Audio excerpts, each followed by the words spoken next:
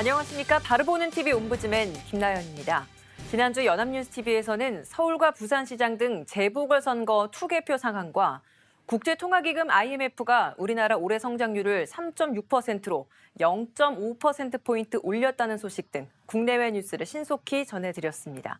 오늘 연합뉴스TV를 말한다 시간에선 뉴스투나잇, 뉴스리뷰, 뉴스오늘을 중심으로 안호림 시청자 평가원이 모니터한 내용 전해드리겠습니다.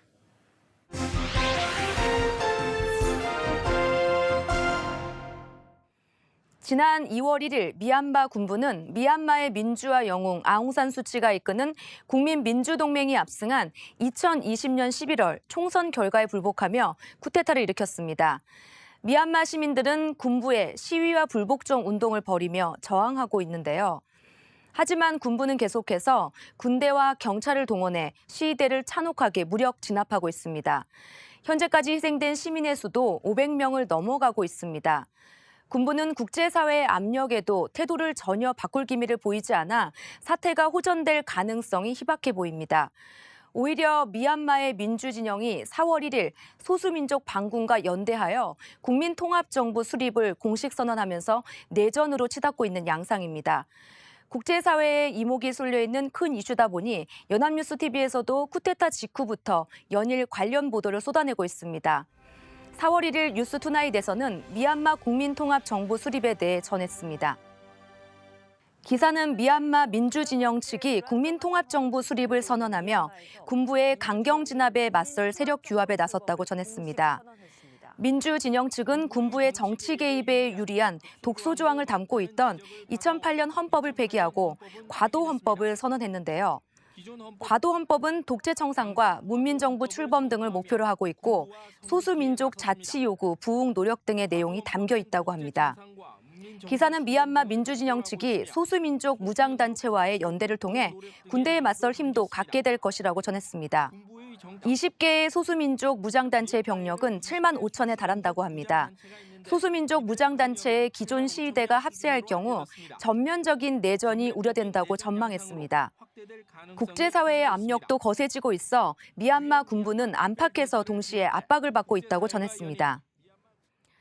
기사는 내전으로 치닫고 있는 미얀마의 상황에 대해 전하고 있는데요.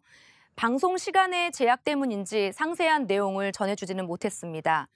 한국 사람들에게는 국가 내 반정부 무장단체가 존재한다는 사실 자체가 낯설 수밖에 없습니다. 소수민족 무장단체는 어떤 이들이며 군부와 어떤 관계를 유지해 왔는지, 이들이 미얀마 민주진영 측을 지지하는 이유는 무엇인지에 대한 설명이 있었다면 하는 아쉬움이 남습니다. 또한 소수민족 무장단체의 병력 규모만 설명하고 있고 미얀마 군대와 비교할 경우 어느 정도의 세력인지, 군부에게 얼마나 위협이 되는지에 대한 내용이 있었다면 좀 더 충실한 기사가 되었을 것 같습니다. 다음 날인 4월 2일 뉴스리뷰는 미얀마 군부의 시위 진압 과정에서 특히 어린이들이 수십 명 희생되었다는 소식을 전했습니다. 기사는 쿠데타 발생 이후 군부의 강경 진압에 의한 희생 규모에 대해 주로 어린이 희생자에 초점을 두어 보도했습니다. 국제구호개발 비정부기구 세이브 더 칠드런에 따르면 쿠데타 이후 시위 진압 과정에서 최소 43명의 어린이가 희생되었습니다. 이 중 16살 미만이 15명이고 가장 어린 희생자는 겨우 6살이었다고 전했습니다. 기사에서는 장례식의 한 장면을 보여주며 미얀마 군부 진압으로 인해 슬픔과 분노에 빠진 미얀마의 분위기를 전했습니다. 4월 1일까지 군부 진압으로 희생된 이는 540명이 넘어간다고 합니다. 시위대에 대한 체포뿐 아니라 언론인에 대한 탄압도 늘어나고 있다고 전했습니다. 군부는 AP, BBC 소속 기자를 포함해 총 56명의 기자를 체포했고 취재하던 사진 기자 3명은 총상을 입었다고 전했습니다.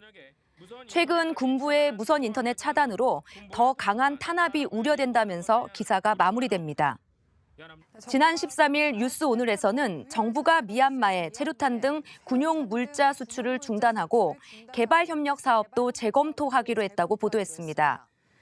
정부는 3월 12일 이 같은 조치를 발표했는데요. 미얀마와 국방 치안 분야의 신규 교류와 협력을 중단하고 시위 진압용 품목이 포함된 산업용 전략 물자 수출 허가 심사를 엄격하게 할 예정이라고 전했습니다. 지난 3월 17일 뉴스센터 13에서는 유럽연합 EU가 미얀마 쿠데타에 연루된 개개인에게 재정적 타격을 주는 제재를 부과하기로 했다고 전했습니다. 기자는 로이터 통신의 기사를 인용하여 EU 본부에서 이러한 대책에 대한 논의가 마무리되고 있고 오는 22일 확정 예정이라고 전했습니다.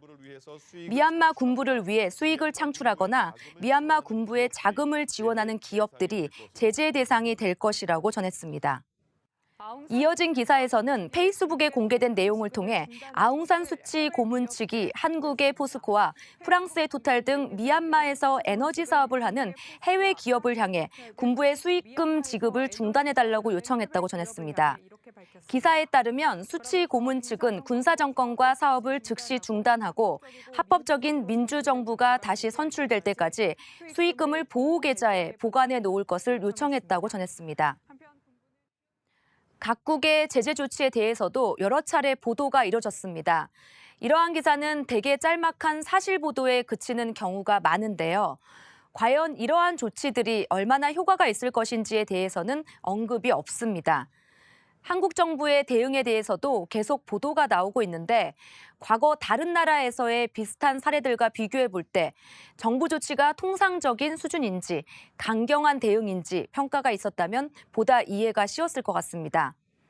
아웅산 수치 고문 측의 해외 기업에 대한 수익금 중단 요청 기사에서 포스코가 언급되어 있는데요. 포스코와 미얀마 군부 간의 관계에 대해서는 더 상세한 내용은 없습니다. 국내에서도 지상파 방송사와 일간 신문사에서 포스코의 미얀마 내 사업에 대한 상세한 보도가 이뤄진 적이 있습니다. EU의 발표에 따르면 포스코도 제재 대상이 될 가능성이 있는데 좀 더 자세한 기사가 보이지 않아 아쉽습니다.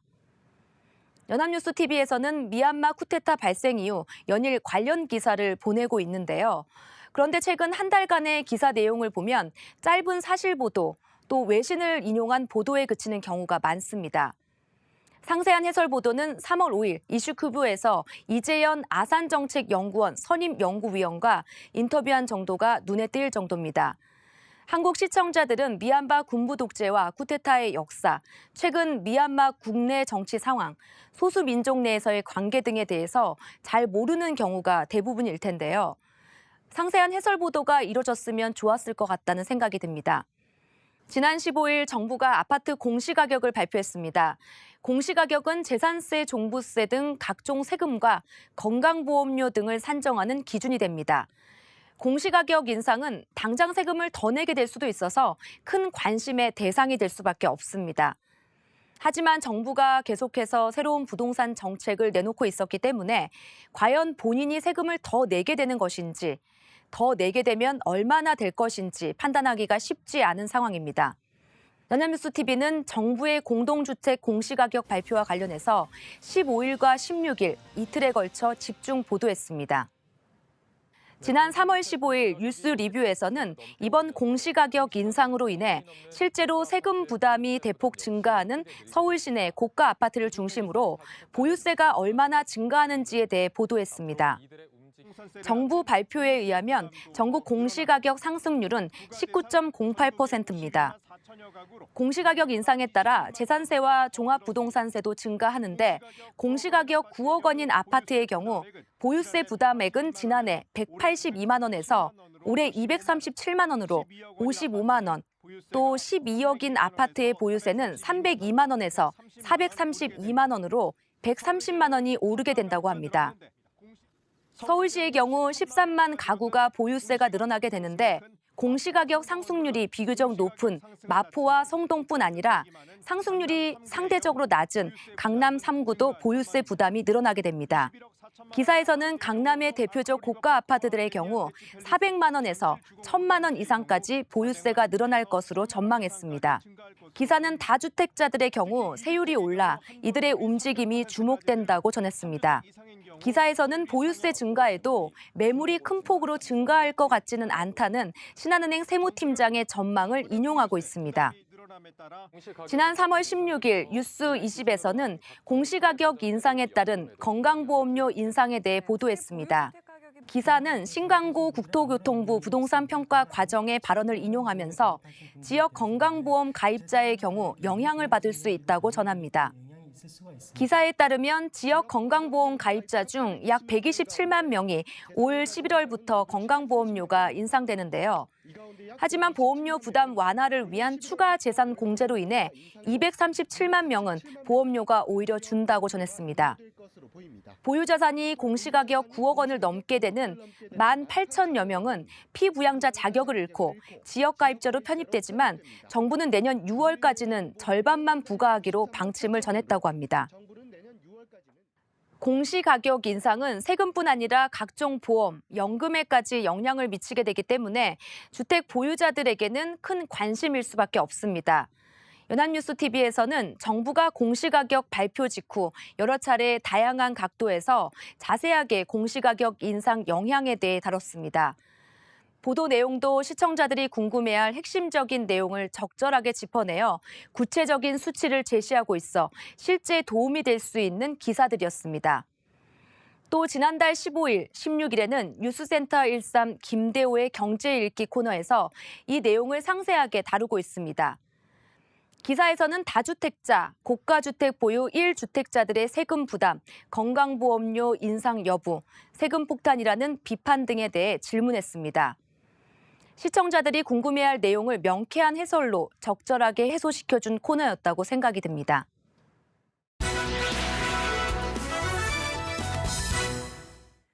이번 순서는 주말에 방영되는 제작 프로그램을 대학생의 시선으로 분석하고 평가 내용을 들어보는 캠퍼스 TV 리포터 시간입니다. 이번 주는 중앙대학교 미디어 커뮤니케이션학과 길서영 학생 나와 있습니다. 안녕하세요. 안녕하세요.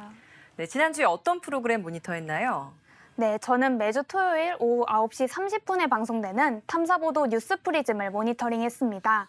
지난 3일에 방송된 뉴스프리즘에서는 LH 사태로 주목받고 있는 이해충돌 방지법에 대해 다뤘습니다. 그럼 자세한 모니터 내용 지금부터 전해드리겠습니다.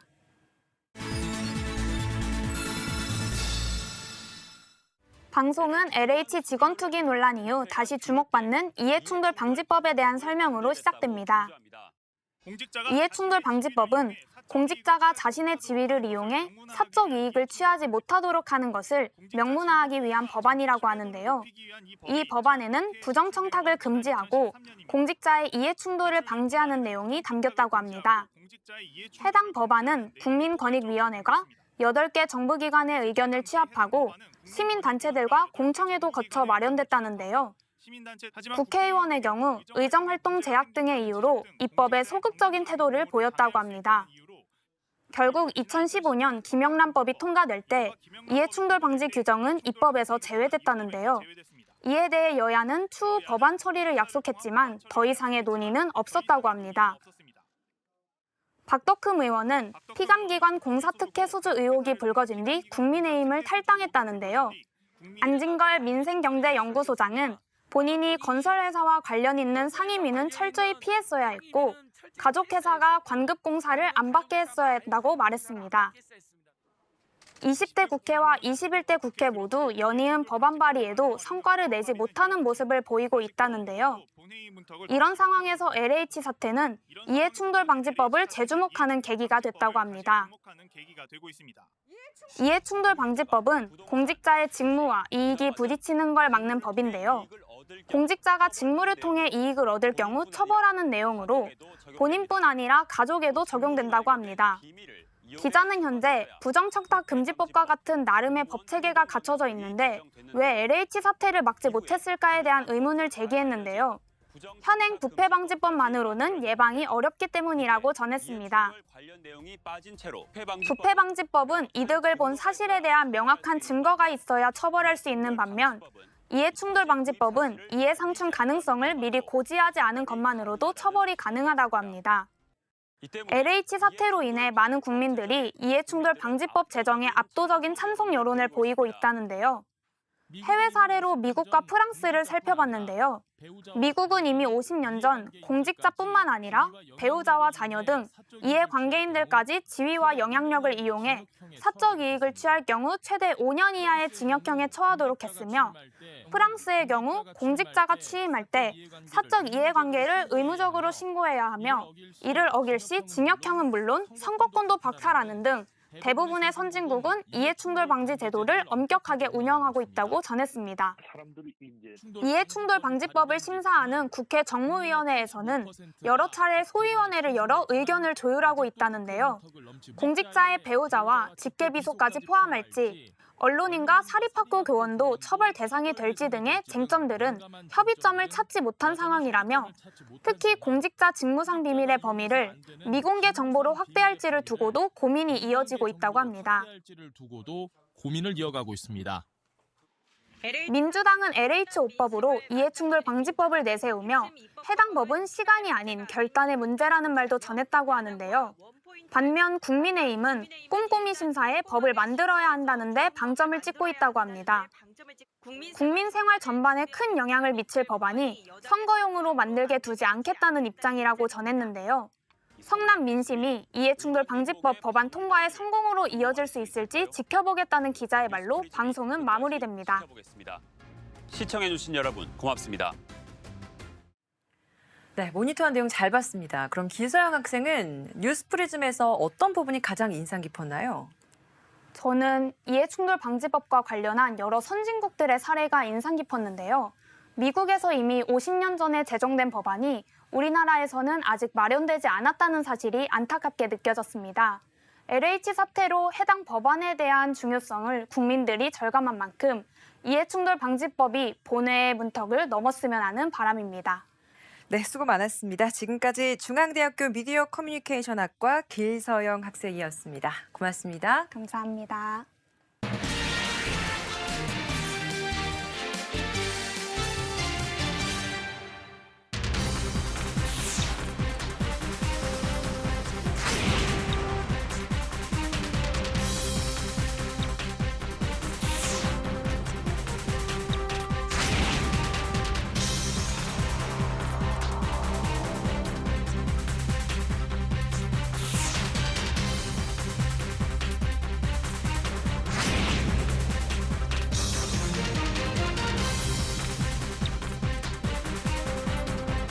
Today, I'm taking the first steps.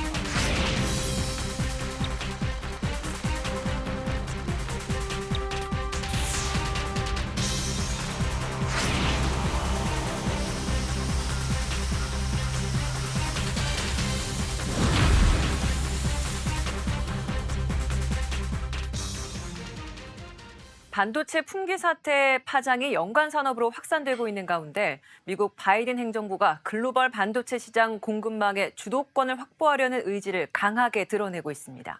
일각에선 동맹국과 함께 중국과의 반도체 패권 경쟁을 본격화할 거란 관측까지 나오고 있는데요.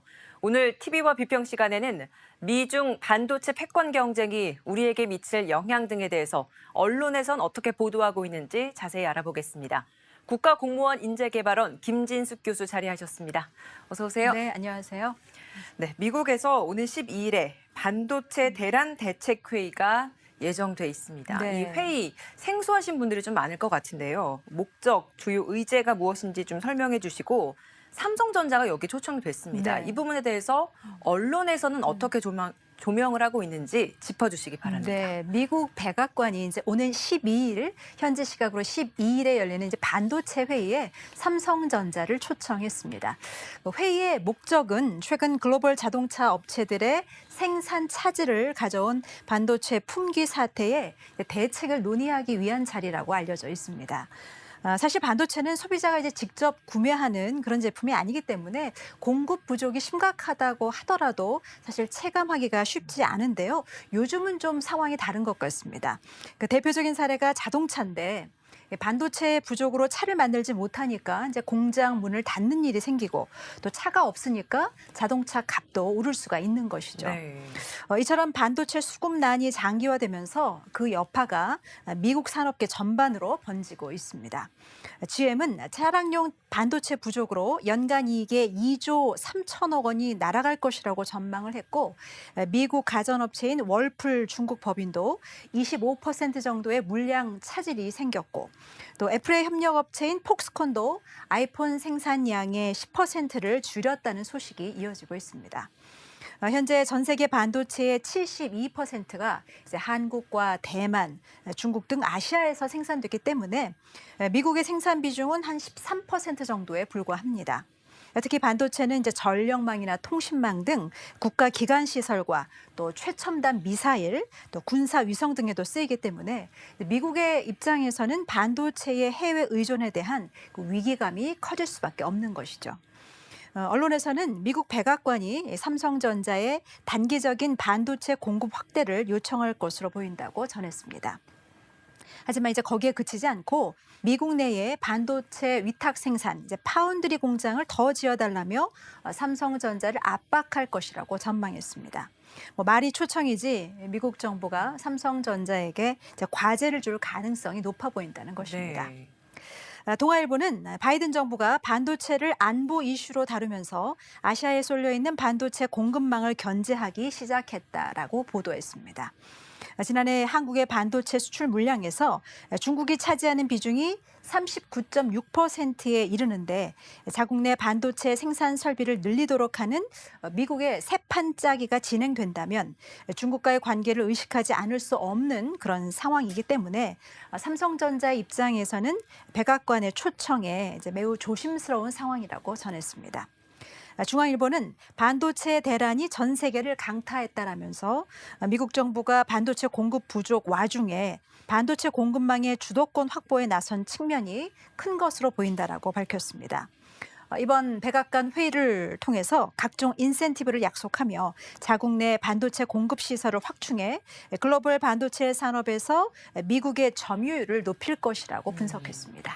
그럼 미국이 이렇게 반도체 패권을 노리는 이유, 정책, 그리고 중국의 이 반도체 시장에 대한 걸기 이런 네. 것들은 좀 언론에서 어떻게 좀 보도하고 있습니까? 네, 미국의 이제 바이든 대통령이 이제 취임 후에 처음으로 가진 이제 국무회의에서 모든 부처의 지출에 Buy American 이런 기준이 지켜지는지를 잘 좀 지켜볼 것을 강조한 바가 있습니다. 트럼프 대통령의 뭐 아메리카 퍼스트를 연상시키는 그런 미국 우선주의가 떠오르는 그런 대목이 아닐 수 없습니다. 최근에는 노골적인 이제 반도체 패권주의 행보에 나서고 있는데요.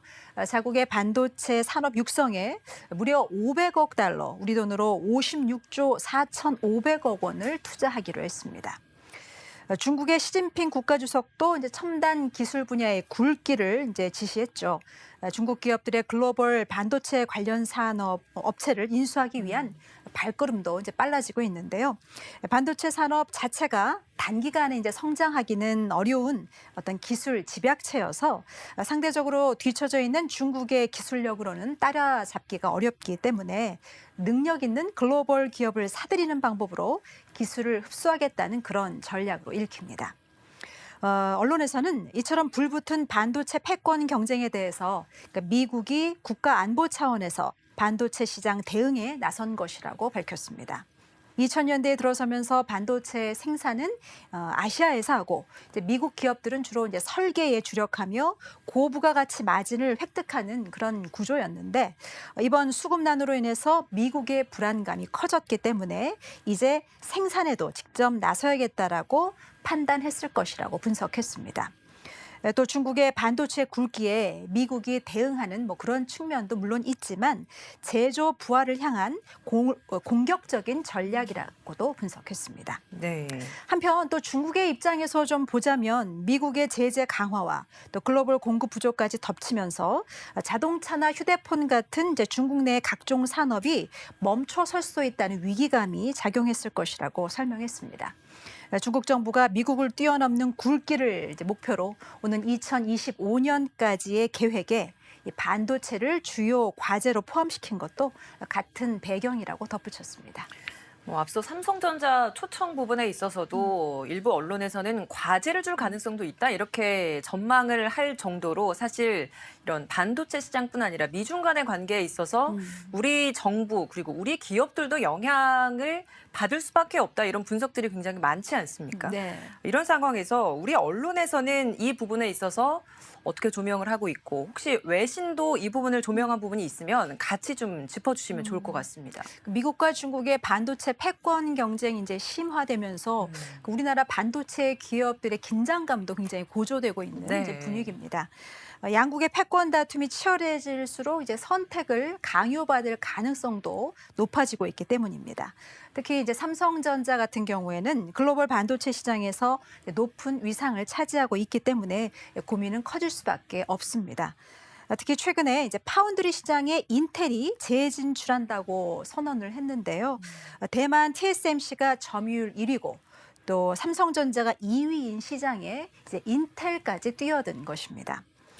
미국의 블룸버그 통신은 이와 관련해서 미국이 반도체 부족으로 자동차와 전자제품 생산에 차질이 생긴 데다 글로벌 반도체 시장에서 미국의 리더십이 위협받고 있는 현실을 인지하고 이제 공격적인 행보에 나선 것이라고 분석했습니다. 또 영국 로이터 통신도 인텔의 재진출은 아시아에 집중된 기술 균형을 미국으로 되돌리는 것을 목표로 할 것이라고 전망했습니다. 우리 언론에서는 이제 호재와 악재가 공존하는데 그나마 다행인 것은 현재 미국의 전략이 자국 내 반도체 생산 기지 유치에 집중하고 있고 분야도 시스템 반도체로 향하고 있다는 점에서 메모리 반도체 중심의 우리나라의 업체들에게는 일단은 안심이지만 미국은 중국과는 달리 이미 최고의 반도체 제조 장비 기술을 이제 보유하고 있고 또 정부의 전폭적인 지원에 따라서 또 이제 웨스턴 디지털 같은 기업들이 일본의 키옥시아 이제 옛 이름으로 도시바죠. 네. 이런 이제 인수할 경우에 메모리 반도체 시장에서 미국의 영향이 커질 수도 있다는 점 등 굉장히 다양한 변수가 있다라고 전했습니다. 또 우리나라는 메모리 반도체 분야에서는 세계 최강이지만 시스템 반도체인 비메모리 분야에서는 뒤져 있기 때문에 차량용 반도체를 포함한 이제 시스템 반도체에 대한 종합적인 국가 전략을 다시 짜야 한다라고 지적하고 있습니다.